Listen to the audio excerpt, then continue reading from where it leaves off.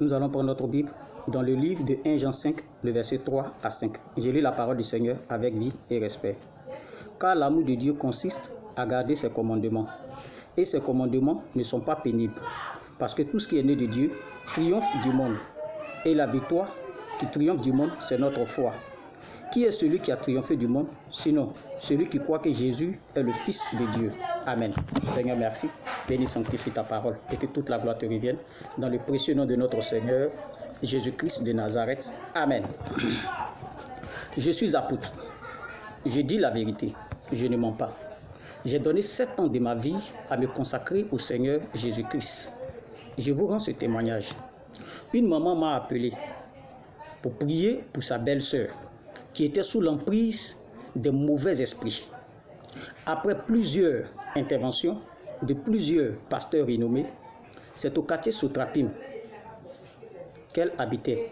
Pour ceux qui connaissent Abobo, la maman est présentement à Issia et je crois que quand elle verra cette vidéo, elle rendra témoignage de là où elle se trouve. Sa belle-sœur est venue la voir pour passer quelques jours avec elle. Mais elles n'ont pas dormi 2 jours. Elle a gêné les voisins d'à côté par ses cris et par ses manifestations. Pour vous qui m'écoutiez, écoutez très bien ceci. Lorsqu'une personne est dans ce cas, n'accepte jamais qu'on lui mette les chaînes aux pieds. Sans le vouloir, vous liez cette personne à ses esprits. Et la délivrance de cette personne est dangereuse. Tout récemment, j'ai vu une vidéo où un fou a brisé les chaînes pour aller tuer le prophète dans son propre camp de prière. Quand vous n'avez pas la puissance de l'esprit, les démons le savent. Bref, revenons au témoignage.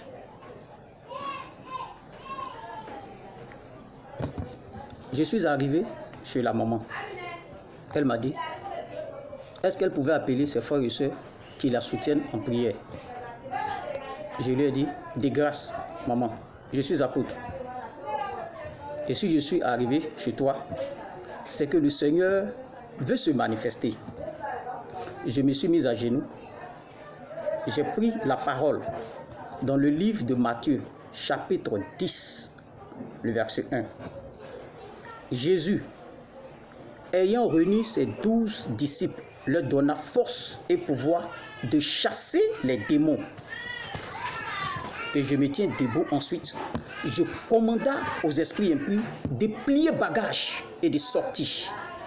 À l'instant, la dame devient lucide. La maman me demanda pourquoi j'ai fait ma Bible. Je lui ai dit, on va dire merci à Dieu et je vais rentrer. Je lui ai dit de causer avec sa belle-sœur. Ensemble, on a échangé et on a donné gloire à Dieu.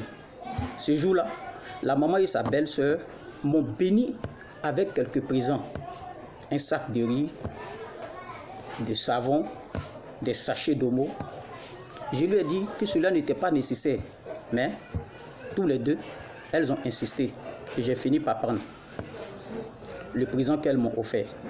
Je vous donne ce témoignage, premièrement, pour que Dieu soit glorifié. Pour que vous gardiez toujours la foi face à une telle situation. Que ce soit votre enfant, votre mère, votre père, un membre de votre famille ou un membre de l'église, Christ est le même hier, aujourd'hui et éternellement.